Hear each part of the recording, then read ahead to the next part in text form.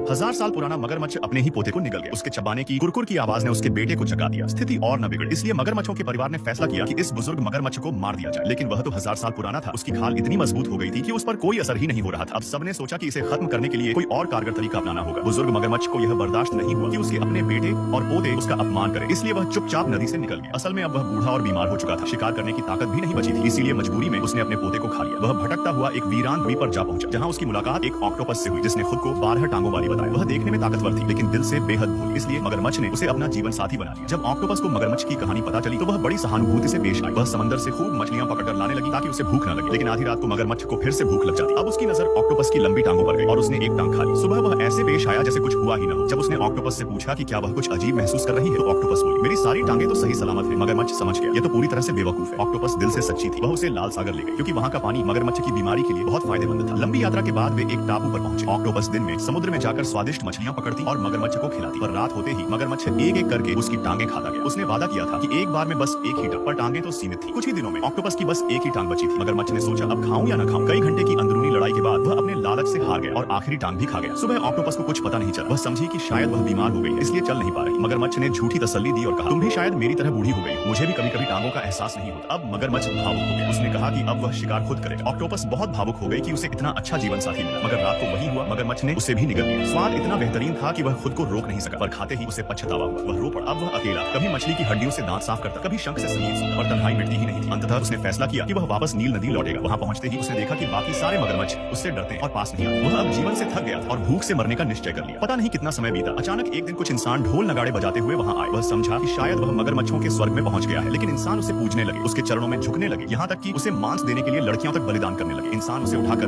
अपने गांव ले गए और देवी जैसा दर्जा दे दिया। अब वह हर दिन एक इंसानी लड़की खा सकता था और तब से आज तक वह जिंदा है। पर वह कभी नहीं जान पाया कि यह सब इसलिए हुआ क्योंकि लाल सागर के पानी में उसकी खाल लाल हो गई थी।